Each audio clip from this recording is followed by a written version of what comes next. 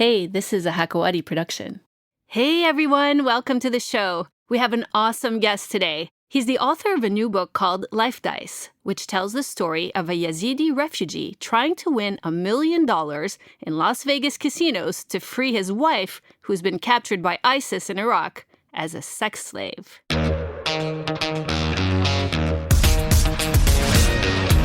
He's also the founder of a new project called Candle of Hope, a project he came up with as a response to COVID-19.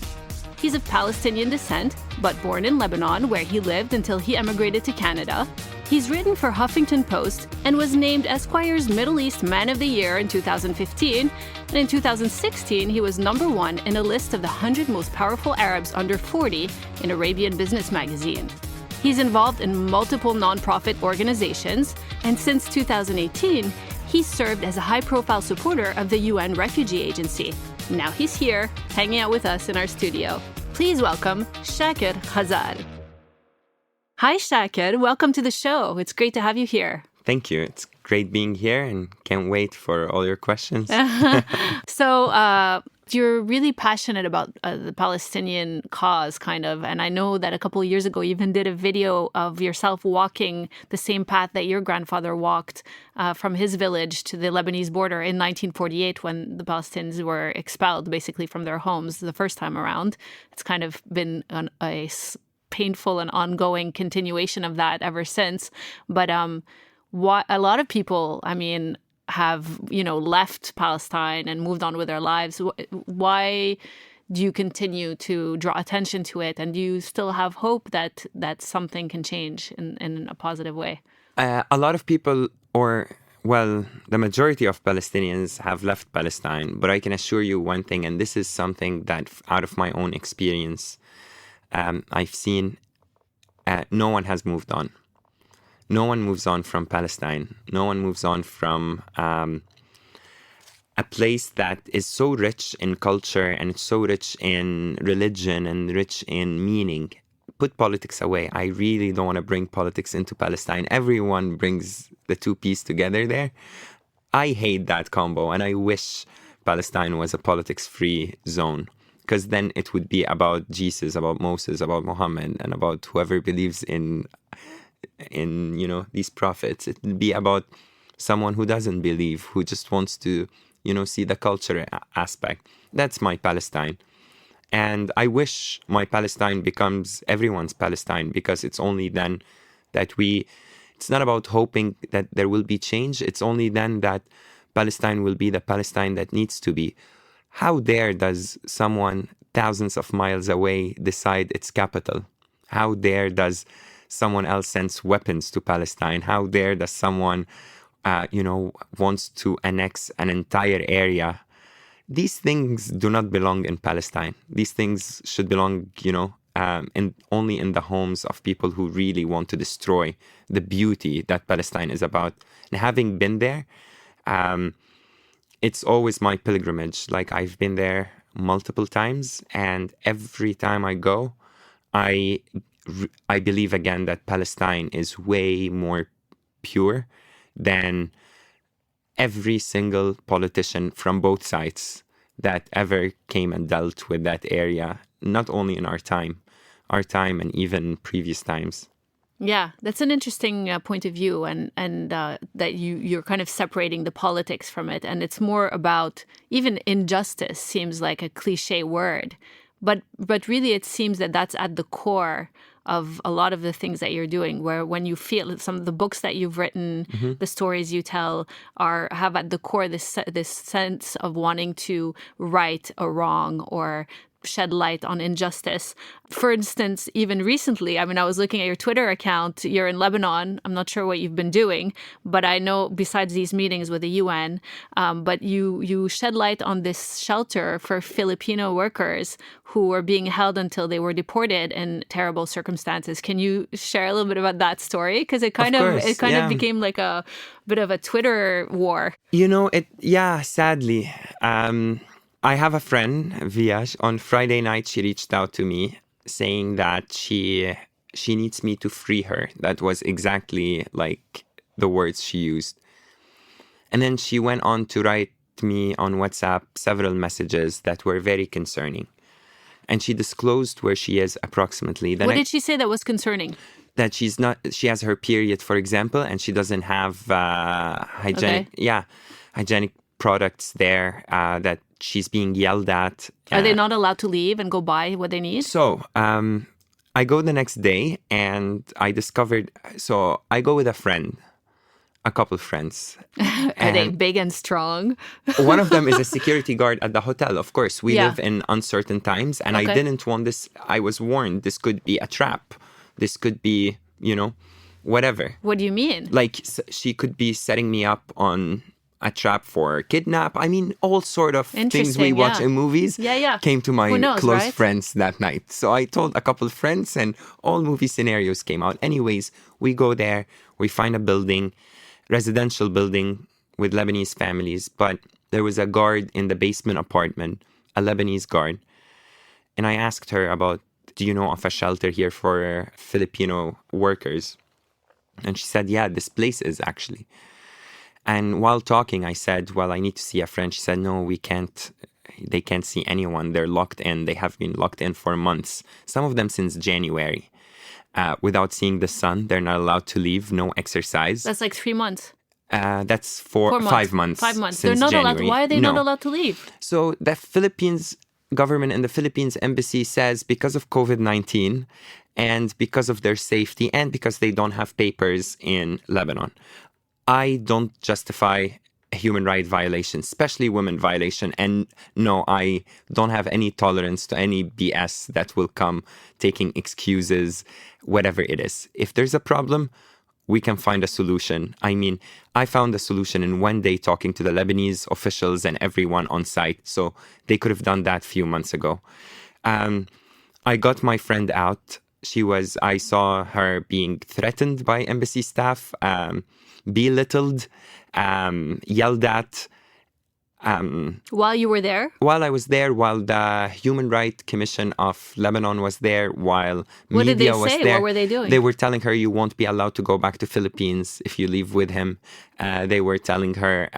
Okay, so you were just going to basically save her that day. I wanted to save everyone. I wanted to get everyone in cars and figure it out in hotels around the city. That anyway, how many hotel rooms do we have occupancy in the city? Yeah.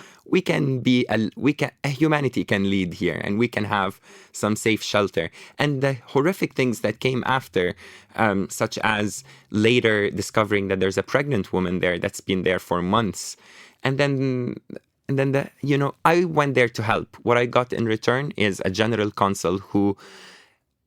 Are you talking about Teddy Loxon? Teddy Loxon, I'll get to him. Okay.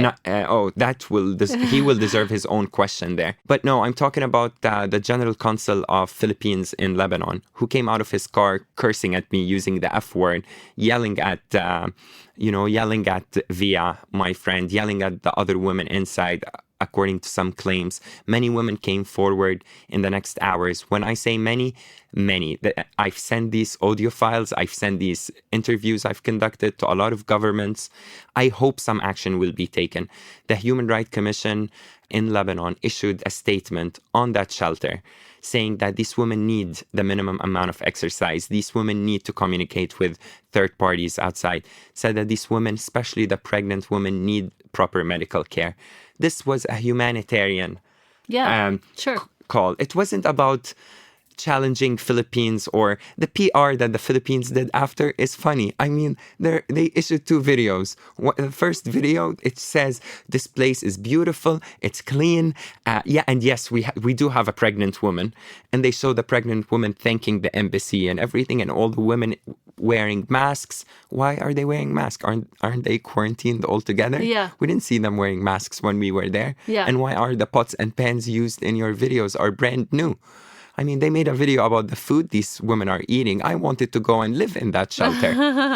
That government manipulation does not work in 2020. Yeah. And Teddy Loxon, Foreign Secretary of Foreign Affairs, when he goes on Twitter to disclose my location in Beirut, the Smallville Hotel, now I can say it openly. How did he know? Someone commented, so he took a screenshot of their comment and he put it on his He accused me of setting up hair in a soup. I never mentioned a soup, so I think he mixed complaints with another, That sounds a little cuckoo. with another embassy. Yeah. He added on the psychological impact on the victim. And he threatened that you'll never practice journalism in Canada, right? Yeah, I read this comment. Yeah. Which is bizarre because, first of all, you're based in New York. And second of all, he's from the Philippines. So it's just the whole thing is very bizarre. Forget about and the countries. Weird. Forget about the countries. This rhetoric of threatening journalists, reporters, or any storyteller has to end. And these authoritarian men who assume that they have power, especially when it comes to women topics, this has to end. And it only ends when we expose them. And as I said on my Instagram, what started as a humanitarian mission, very pure, a friend to a friend and her friends. This is what, during a crisis time, when I know that Lebanon is going through a lot of challenges, that adds to these women. So what started as a humanitarian, beautiful mission that could have cooperated well with the embassy. If that consul left his car not threatening us and throwing the F word, we could have had an online fundraiser with the media on site. Mm-hmm. But instead, no. Instead, let's blame the victim. And the person who told us the story, let's start throwing rumors on him. Let's threaten him. This has to end. And people like Teddy Loxon and these people one day will be shame, like in the chapter of shame in history. It's hard to fathom that these people, like someone like Teddy Loxon, would not instead take the high road and say something like, we apologize, we did not know that they were living under these circumstances, and then step up to the plate and then just do the right thing. It's to me, I don't know, to you, I guess I'm naive. It's unfathomable that they would justify it and accuse you. Why? And accuse them. Yeah, it doesn't make any sense. Or he would have investigated it. He started tweeting only a couple hours after the incident. A couple hours Defensive mode. You could not have investigated it. And luckily, gladly, on Monday, the Human Rights Commission issued its investigation, confirming a lot of these allegations and putting recommendations for them that we, up until now and up until the time you published this interview, we're ready to help in any way as citizens, just to... So where are the women now? Still in the shelter. I had a call earlier today, a chat with a representative from the IOM. She said that they might be doing something or they are doing something, and I trust in IOM's actions. So now we're waiting. Via, though, my friend is with me. She's been under heavy distress of all the threats and everything coming her way. It has, I just can't it for me, just dealing with it as in 4 days from my hotel room and everything, and it's distressed me. I can't understand if a woman hasn't seen the sun for months. Of course, it's doesn't make any sense. So I heard about you. Well, first of all, you just came from a UN meeting, right? Yeah. We had the World Diversity Day conference. It was a webinar with the United Nations Alliance of Civilizations. So I spoke on a panel with great young leaders around the world, and Mr. Moratinos and Nial Saadi. So it was great. Yeah, it was great to see someone from South Africa, someone from India, me in Lebanon, everyone just coming together with all these cultural ideas for post-COVID-19, how this crisis is going to either affect us, negatively or positively when we talk about cultural dialogue. Like, we're not going to be able maybe to go to a museum for a long time. So all these things today came up on the panel. I was like, I didn't think about the museums. Like, that's one, main pillar of cultural experience that might have to be reimagined. Well, it already is kind of, there's a lot of like virtual tours that are being created, but it's not the same thing at all. So it'd be very sad if that happened. Was everyone wearing masks, by the way? Are they doing like social distancing at the UN? No, this was actually a webinar. So everyone was somewhere we were with our computers. Oh, so yeah. I see. That's the 2020s. Welcome. Yeah. Interesting times. So a few weeks ago, Nadine Labaki posted on her Instagram account a post about a new project that you've started called Candles of Hope. Tell everyone what that's all about. It started with a silly thought between two bored people. So a friend and I are talking and we're like, we're at home, it's quarantine, I don't know what to do, blah, blah, my book is delayed, all these. we've been like working out a lot and like eating well, but you feel like, you want to do more. And another friend was always sending me screenshots of the coronavirus count in each country. And it's sad when, before March, when someone told me New York, I would think of home. I would think of, the good restaurants. And now when someone tells me New York, I think of how sad and tragic the city is. And same applies to every single other city in the world, London, Paris, Tokyo. From that, we wanted to rethink of these cities in a fun way. And from a conversation, we said, let's count candles, because it's really easy to, graphic-wise, to put a candle and you just click on it. So from an app development side, it was easy to do. And we said, let's start seeing how many candles each country lights. And we started inviting celebrities who are friends of ours. And that was the first level of the campaign, and eventually it developed into something completely different now in just a few weeks. Which is?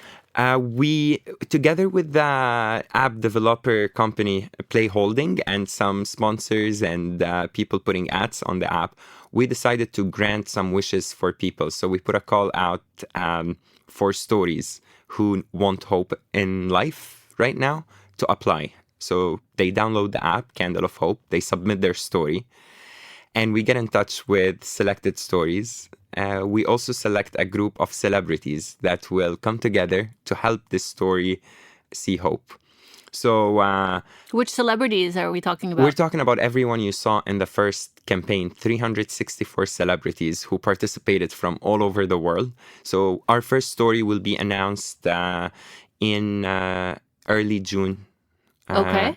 Early June 2020. So in the next couple of weeks, or by the time this airs, it's going to be just about to kick off. Yeah, so this is why I'm trying to see when is this airing. Yeah, it's next week, so it'll be right before.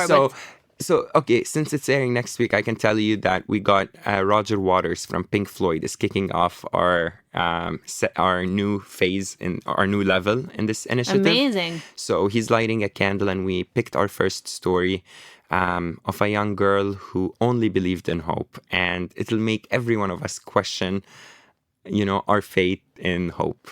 And eventually you're going to just donate to this case by lighting candles. And the more candles you light, the more celebrities will come on board to say, you know what, let's help with whatever we can. So do you have to pay when you light the candle? No.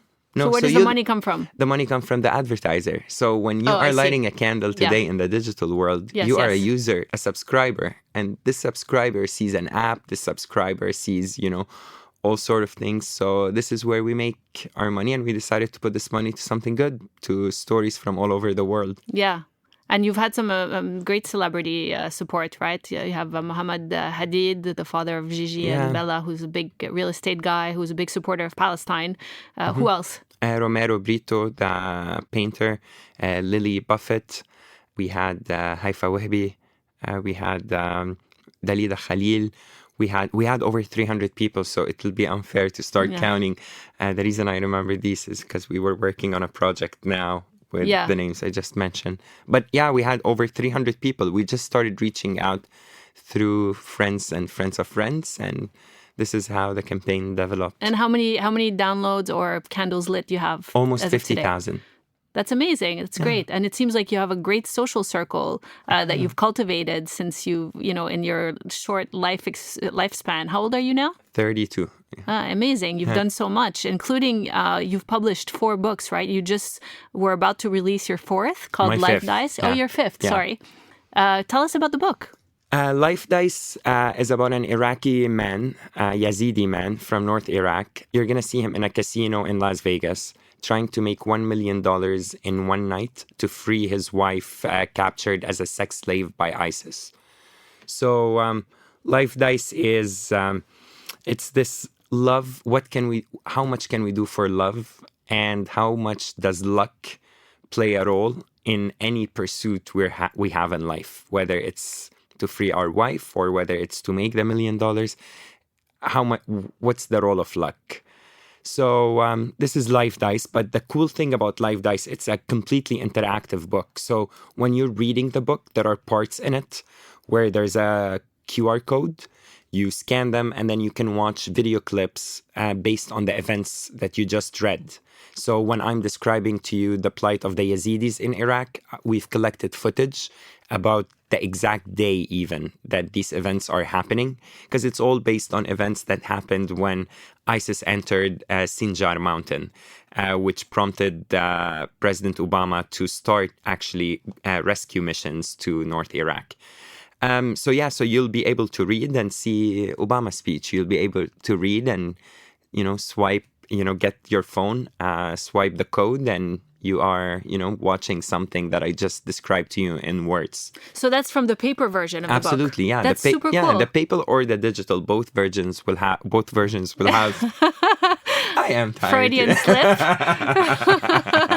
I'm sure not.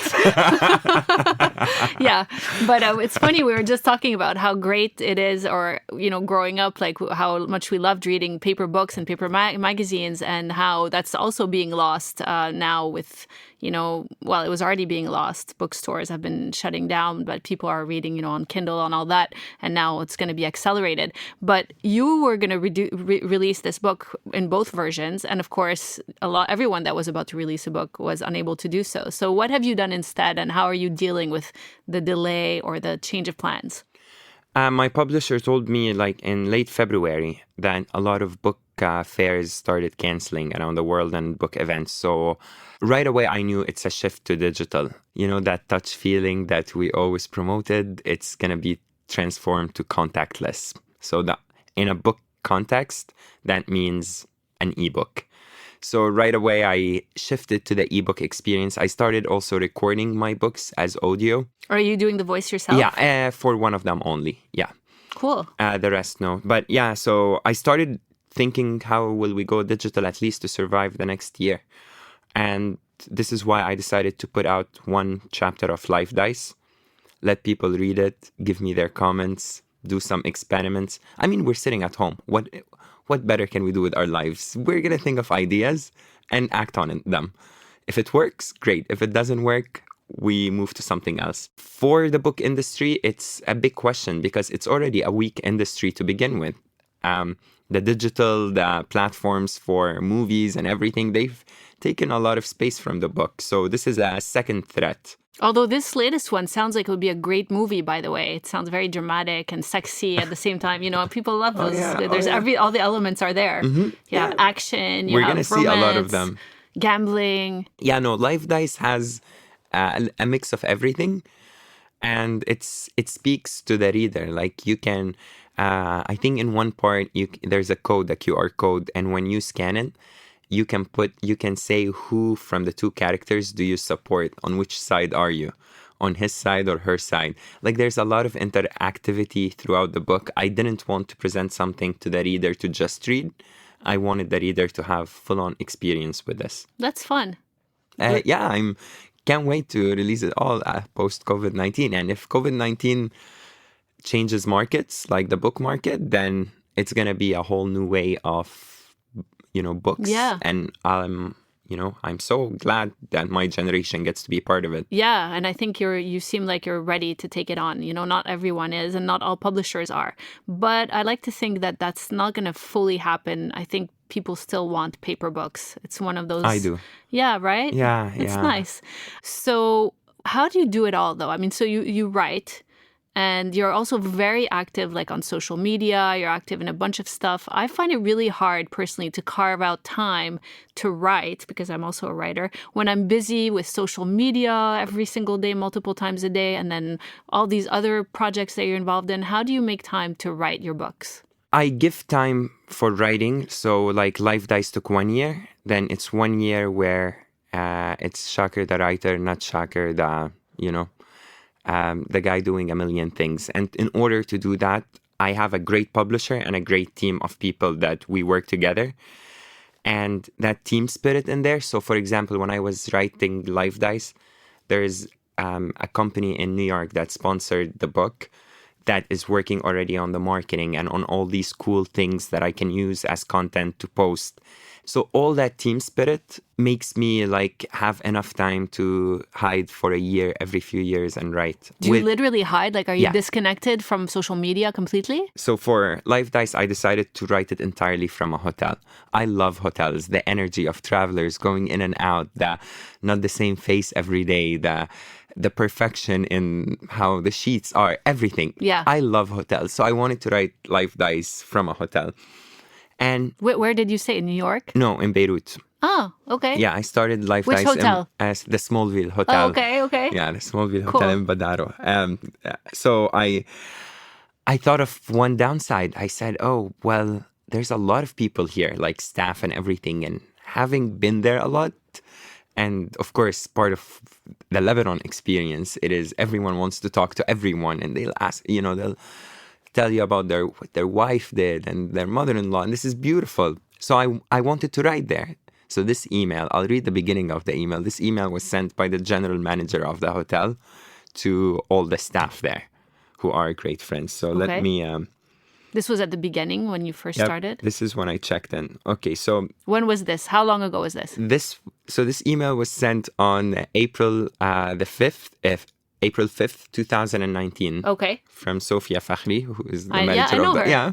To, hi Sofia, to dear heads and staff, kindly abide by the below strictly as our guest is in the process of writing a book and needs the below environment to focus. 1. Do not greet him, do not say good morning, good night, etc. unless he does. 2. Do not ask him how he's doing. I hate this question when I'm writing. I hate how are you? Like this is... 3. Do not call his room. Just use the Smallville's WhatsApp to contact him. Number 4. No one from outside is allowed to see him. So whoever came asking, yeah, I'm not there. And 5. He usually writes at night. When writing, please ensure room service checks on him every 30 minutes for wine. For wine? Yeah. Do you like to drink wine when you're writing? I love drinking wine when I'm Red writing. wine? And as soon as white wine. And as soon as I stop writing a book, I stop drinking. So since I finished writing Live Dice in March, I haven't had, a drink and I don't want to. That's so interesting. Yeah, so I completely hide. With Live Dice, I wrote it from Iraq. I went to North Iraq where I did a lot of interviews with Yazidis, with the Peshmerga forces, with the human rights organizations there.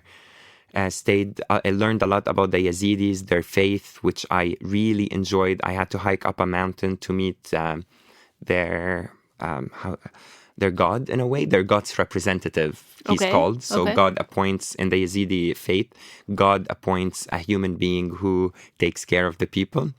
So this man, I had to hike up a mountain, get to meet him, talk for a few days about everything, about Yazidism, about how, ISIS entered, how the Americans stepped in, how, other neighboring countries helped out with their plight. So how long did you stay? I stayed in Iraq, there or in Iraq in overall? Iraq. In Iraq, a couple of 2-3 weeks. And were you staying, but not in the mountain with the Yazidis? In the mountains for a few days. So we drove. I went first to Erbil, and then we drove to Mosul, which is the most devastated site in the Iraqi war. There I got to see destroyed sites, interview people, talk to just locals, because I was inventing 3 characters from that region. So you had to get to know their style, their yeah, MO. and a lot of these stories, living there and the funny road trips and all this. They make it into the book. Yeah. That's nice. In a weird, whiny way. So, but tell me, not whiny, windy? Whiny, So- W-I-N-E. For wine. Yeah. Got it. How were you, where were you sleeping? It sounds like such a strange experience. On my Instagram, if you scroll down, you'll see some from last We'll year. check it out. But yeah, I slept everywhere. I slept in cars, trucks, barracks with Peshmerga forces. Where else? Very nice hotels when we could find. Yeah, everywhere. People's homes. I mean, one time we were in a town called Lalesh, which is in the north of Iraq, for Yazidis. And we were supposed to go back and drive 2.5 hours to Erbil or 3 hours and call it a day. And then this guy just invited us to stay the night, and we're like, okay, me and the driver, and we stayed, for the night. And then the next day we were just lazy to drive back, so we stayed another day, and we got to speak to the people. And so that's the beauty of writing. Yeah, amazing experience. But see, I don't think a woman would be able to do that. It would be kind of awkward, right? Definitely. This is the world we dream of. I think, this shouldn't exist. But a woman would find difficulties there and challenges. And this is sad to say, but this is a reality that I really hope changes super fast. Yeah, unlikely though. Unlikely. I guess you'd have to take a bodyguard. There are solutions. Yeah. There are There's solutions. Like the gentleman with me there. This is their work. They have this as a service where they take you around. So you're obviously proud Palestinian. Tell us a little bit about your background, like your family history. So I'm Palestinian. My grandmother is Lebanese. I was born in Lebanon, in Beirut, in Burj al Barajni. I grew up in Burj al Barajni camp, immigrated to Canada as part of a Canadian program for young people for education and so on. Lived in Canada all till 2012, and then I moved to New York for a bit, and I was between New York and Toronto. Toronto's home. Like, I don't know, when I think of home, it's always Toronto. And then, now I just travel and work, and when there's a lockdown, I get locked down wherever you are. And I happen to be in Beirut this lockdown. It sounds like you have friends all over the world, so it works out for you, though. No, I do. We play this game, actually. When someone is traveling, they'll call me, a friend of mine, and say, do you know someone in this place? And I've never had one time where I said, no. Really? Yeah. So just name it. All right. Let's get back to your work writing books. You wrote a trilogy called Confessions of a War Child. And I saw this interview about another book that you wrote, The Tale of Tala, which is about a Syrian girl who gets recruited as a sex slave in Europe. And I think in the interview, or maybe it was a talk you were giving, you mentioned, or maybe it was during the interview, you auctioned off your socks. Yeah. You're very you're an activist, and you're very creative with your activism. So what happened? Yeah, how much did you get for your socks, and where did the money go? Well, I was on MTV with Muna Abu Hamzi. I was on her show. In Lebanon? Yeah, in Lebanon. And Muna noticed my socks because I was wearing like this solid color suit, and the socks were like bright, I think yellow. Yellow or red. Yeah, yellow. What socks are you wearing today? Today I'm wearing like all kind of colors. Striped. Yeah, they're pretty neutral. I was at the UN, so. Oh, okay. They're like neutral stripes. Yeah. So then I put them out for auction, and I said, if anyone is interested, you can contact me on my Instagram. And I got a lot of offers. We ended up. Someone that I know actually ended up doing a donation to an organization for the price he won, and I think he got $9,400. He bought them for $9,400. Did you actually send him the socks or give him the socks? I won't answer this question. I'm not sure why, but it made me think. This is nasty to even think of. Not really, but I think even I was thinking, if I did that, I would have to pay someone to take my socks. It's like maybe a bra would work better. I'm not wearing socks. It's like I sold them on the way here. Like I got the idea from you. So I also noticed that you have a lot of apps that you're developing. Are you into tech? I mean, you're working on this digital business card app. Yeah, here you go. No, I actually. Here you go. Here you go. Yeah, here you go. Do you have a business card? Here you go. Here you go. Exactly. So download Here You Go. It's a digital business card, and I work with sort of on the advising board of a lot of these apps, and I like tech. I like investing time and efforts and everything in tech. And I happen to be on several of these interesting apps like Candle of Hope, like Here You Go. So do you actually get involved in the development of the tech side of it? Or you're No. working with someone with people who do the tech side? Play Holding is the company that I work closely with. Where are they based? They're everywhere in the States. They have teams here in the Middle East.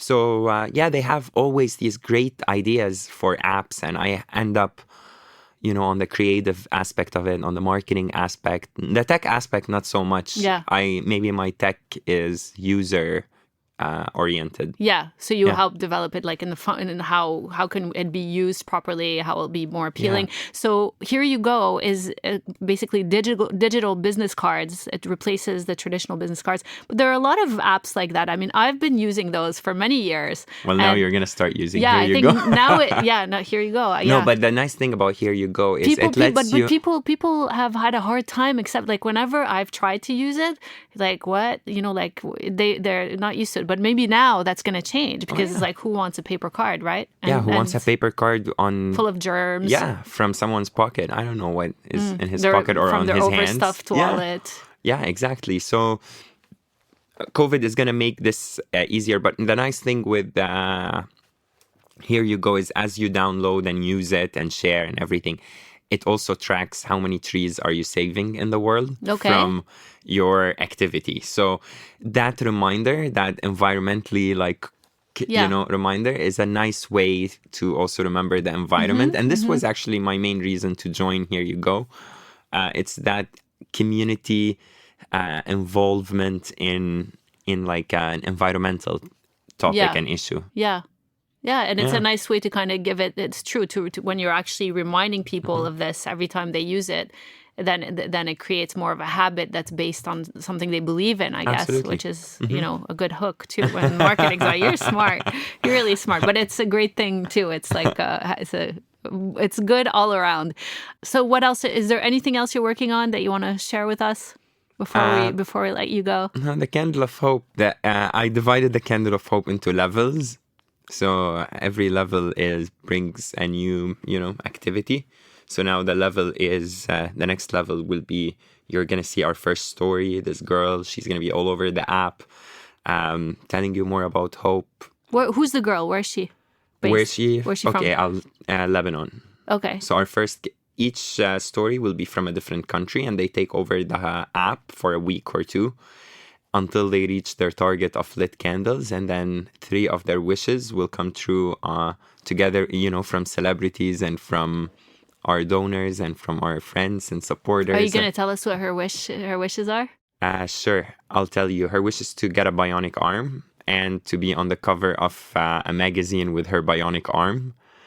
Any magazine? Any magazine, yeah. And to be to speak at like an international event or something like this. So this girl has lived all her life without an arm because of a virus at childhood that she was born with no arm. A virus? Yeah, it's a virus. It's a virus that hits through pregnancy. And then when she was born, she was missing half her arm. So really great story. The way you'll meet her on our app, on the Candle of Hope app, and you're going to fall in love with her energy. You're not going to complain for guaranteed 60 to 90 days about anything after you see our first story. Well, I can't wait. Thank you. I can't wait to share it. Chaker, thank you so much for coming by. I'm so happy to have met you. I love what you're doing, and it's really been a real pleasure. Thank you, Nadia, and I hope you have a great summer and we end up meeting on the beach somewhere. Yeah, definitely. With masks on.